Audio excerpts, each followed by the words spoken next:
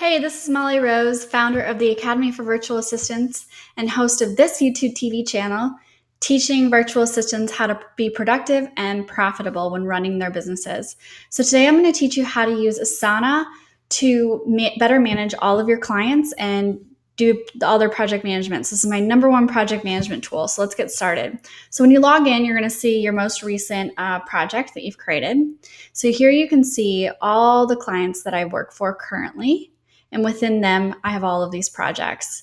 So we're going to go to create a new workspace. This would be a new client. So you do your drop down, and my new client that I just signed is Joe.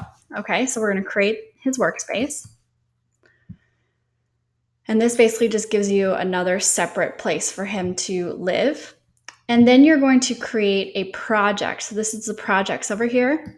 And the first thing I always do is admin. This is the admin, and it's a list, and it's public to Joe. We can add Joe, create this project. Now I use the same template within each. So we're going to add sections. You can do, click that button to add a section, or you can simply type it out and put a colon behind it. It's pretty easy. So let's do it both ways. So the first one is notes for next call. So this is just kind of my running agenda for when we're going to talk again. It eliminates me having to email them all these questions, or when things come to mind, I just pop them here and hit enter. The next thing I do is project one. So this is kind of the major thing that we're working on currently. And then it's MR projects, the projects that I am managing. And then it's Joe projects. And I'm just typing it with a colon. So you can set this up however you like. This is just where I like to do it. So then let's say there's something I need to add for the next call. I'll say checks received, social media update, contractor update, let's just say. Just whatever's on your mind that you need to discuss with them. Your project goals might be outsourcing something, and so on. So it just goes from there. So this is just my running tally. The next project I add is the other major project that we're working on. Has its own, if it makes sense to have its own kind of tree. And then the next project is going to be podcasting, because Joe's a podcaster. And create. So the way that you manage these within is you create your whatever your task is. So let's say project one, you have to schedule 50 Facebook posts. Now this is my task. So I'm going to go here to assign it to myself. You can use tab A or just click this. And then I'm going to put a due date on it. So I want that to be due by Friday. And are there any notes that I need to do? So you can say see file for login, or see dashboard for examples, make 10 of them with graphics, whatever the details are from the client that you need to do. You can create subtasks with this little 2-circle button here. This might be, the first step might be to create the schedule, use buffer to schedule it, and then follow up. And you can create all of these for yourself when they're due.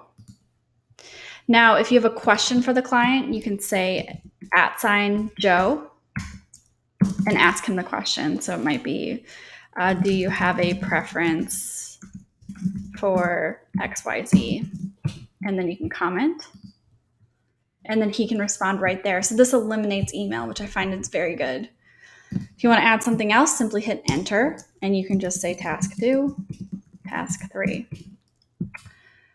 Podcasting. Let's say your client emails you every Monday with something that's routine. It might be sending thank you notes or scheduling podcast interviews, and she has a list of 5 of them. Here you might just say, Glenda, Sherry, Maria, Amanda, and John. So these are all the podcast interviews that you need to do. And then each interview gets, a graphic, scheduled blog, scheduled post,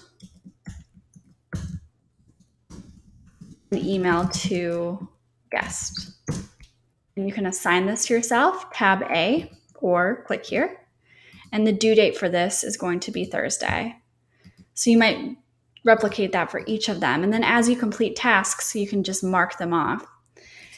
So to complete a task, you just hit this green circle here. It goes check mark, or the subtask,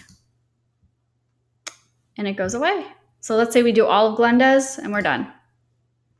Okay, Sherry's, we know exactly what we need to do. I need to ask Amanda if there's, we are missing the headshot. Now, something really cool, when Amanda responds, instead of emailing me that headshot, she can attach it right here with this little paper clip. And she can attach it from Dropbox, Google Drive, or her computer box or OneDrive. So these are all the popular Drive folders that are linked to Asana. So it's super intuitive and easy to use. So always remember to mark your tasks as complete when you're completed. And then, in essence, by the end of the week, all of these tasks would have been done. So that way, when your client comes to you on Monday with the next task list, you just pop them in and then you're done. So that wraps up my quick tutorial on how to use Asana as a virtual assistant. Please comment below if you have any questions, if I can clarify it all. All right, good luck staying organized.